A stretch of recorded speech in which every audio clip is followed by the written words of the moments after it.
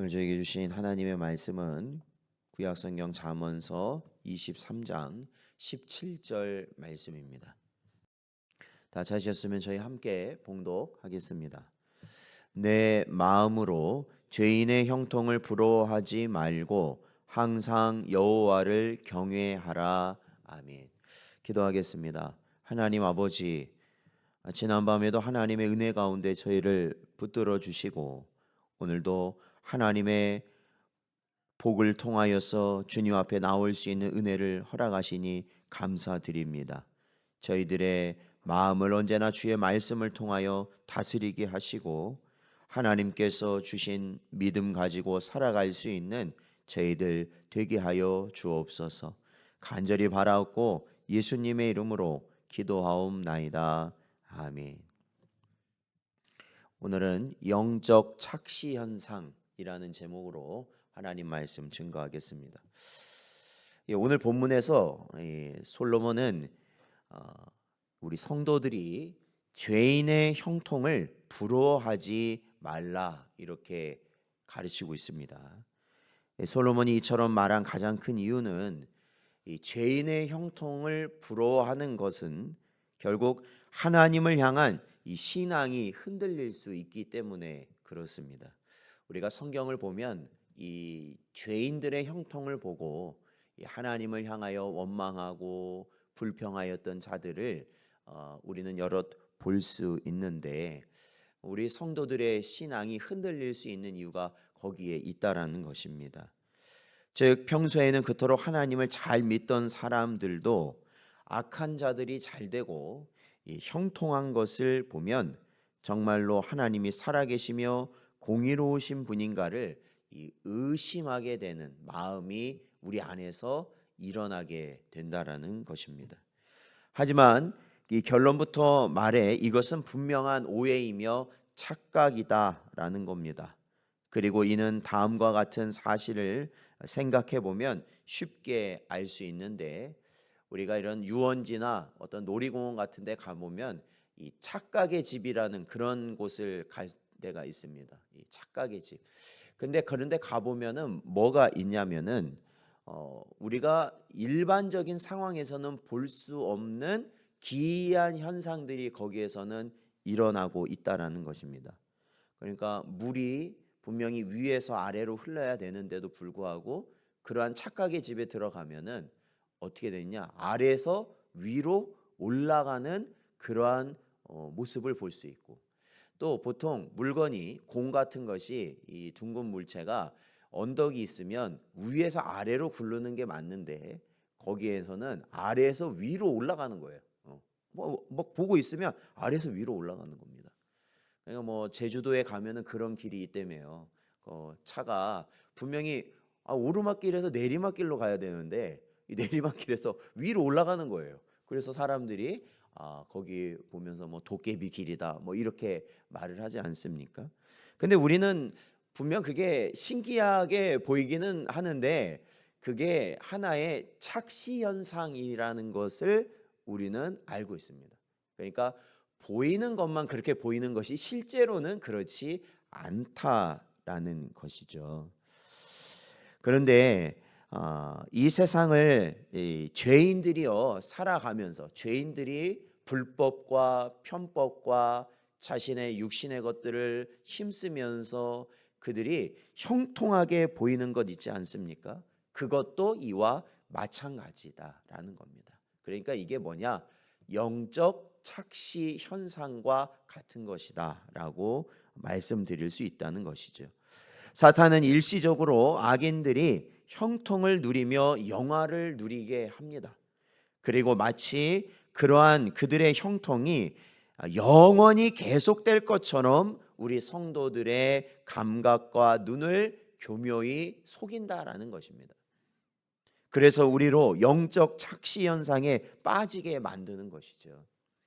그러나 여러분 이것은 사탄이 만들어 놓은 연출된 상황에 불과한 것이고 결국에 속아 넘어간다면 그 영적 착시 현상에 속아 넘어간다면 어떻게 되겠습니까? 결국 돌이킬 수 없는 파국에 이르게 된다라는 것입니다.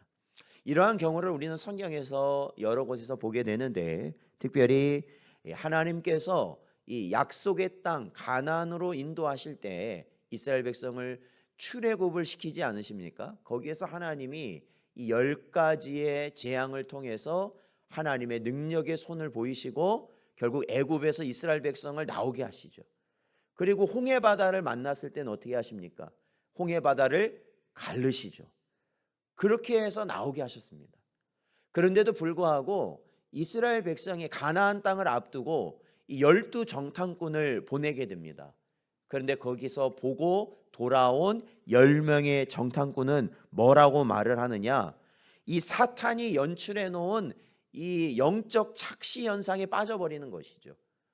하나님이 그 크고 놀라운 일들을 통해서 자신들을 가나안 땅 입구까지 데려다 놓으셨는데, 그들은 정작 가나안 땅에 있는 장대한, 거기에 원래 살고 있는 가나안 백성들을 보고, 또 그들이 이뤄놓은 그리고 강하고 튼튼한 성들의 모습을 보면서 우리는 그곳에 가면 아무것도 아니다, 메뚜기와 같다, 우리는 이 땅에 절대 들어갈 수 없다, 그러한 영적 착시 현상에 빠지게 되었다라는 것입니다. 그래서 하나님의 능력을 망각한 채 원망과 불평의 말을 늘어놓았던 것이죠.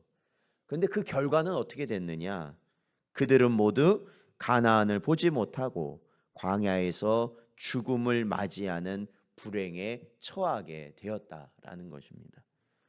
여러분, 사도 베드로 역시 주님께서 무리를 걸어오실 때 건너오라고 주님이 말씀하시지 않습니까? 그럴 때 베드로가 무리의 발을 딛고 걸어가잖아요. 그런데 이 사탄이 만들어 놓은 거센 바람과 거대한 파도에 그 마음이 붙잡혀 믿음을 잃었을 때 어떻게 되었습니까? 물속에 빠져들어갔다라는 것이죠. 물속에 빠져들어갔습니다. 그렇게 지혜자 솔로몬은 결코 사탄이 만들어 놓은 주변 환경에 마음을 빼앗기고 판단이 흐려져 영적 오해와 착각에 빠져서는 안 된다고 가르치고 있는 것이죠. 그리고 어떠한 순간에도 오직 살아계셔서 역사하시며 공의와 능력과 사랑으로 세상을 통치하시는 누구만을 바라보라는 것입니까? 하나님만 바라보고 그분을 섬기라 라는 것을 교훈하고 있는 말씀인 것입니다. 시편 37편 1절 2절 말씀을 보면, 악을 행하는 자들 때문에 불평하지 말며 불의를 행하는 자들을 시기하지 말지어다. 그들은 풀과 같이 속히 배임을 당할 것이며 풀은 채소같이 쇠잔할 것이미로다 말씀하고 있습니다. 그러니까 여러분, 악한 자들이 잘 되고 형통하는 것을 보면은 사실 우리 마음이 어떻습니까? 막 답답하고 그냥 어쩜 저럴 수 있느냐, 이런 마음들이 막 올라와요. 사실은요. 그거 누구도 부인할 수 없습니다. 막 꼴보기가 싫습니다. 사실 그런 것 자체가. 그리고 정말로 하나님께서 정말 이걸 어떻게 이대로 가만 놔두시냐, 이런 마음이 들 때가 있다라는 것이죠.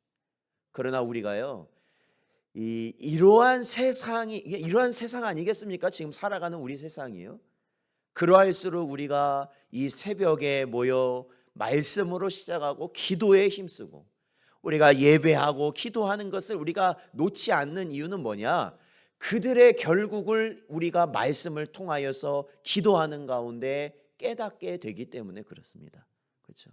그러니까 요즘 보니까 여기 주변에 보면 텃밭들이 많습니다. 그래서 뭐 상추나 이런 채소들이 엄청나게 잘 자라고 있어요. 요즘 보면요, 싱싱하죠. 밭에 가면 아주 싱싱합니다. 그런데요, 그거요 먹으려고 좀 끊어가지고 잠깐만 놔두잖아요.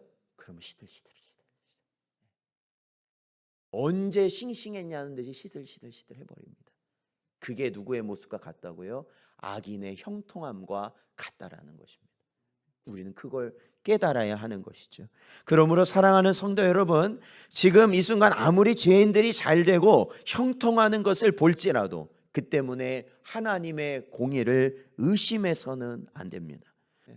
비교의 대상이 아니에요. 우리의 신앙은 비교의 대상이 아니라 하나님이 주신 분량 가운데 우리는 뭘 하면 되는 겁니까? 나 자신이 최선을 다하는 신앙이면 된다라는 것이에요. 하나님은 그걸 받으신다는 겁니다. 이 남들의 모습에 우리를 끌어다 맞추라는 것이 아니에요. 하나님이 나에게 주신 신앙의 분량 가운데, 믿음 가운데 최선을 다하는 것이 복되다라는 것입니다. 오직 하나님은 공의로 악한 자들을 반드시 심판하실 것입니다. 당신의 백성은 사랑하시되 바로 우리를 위해 독생자를 십자가에 내어주시기까지 하셨다는 사실을 우리는 기억해야 됩니다. 그것이 사실입니다. 그 사실을 믿고 우리는 흔들림 없이 하나님만 바라보고 나아가야 한다는 것입니다. 오늘도 이 말씀을 마음에 잘 새기시고 그러한 말씀 가운데 복되고 지혜로운 길을 갈 수 있는 여러분 되시기를 주의 이름으로 축원드립니다.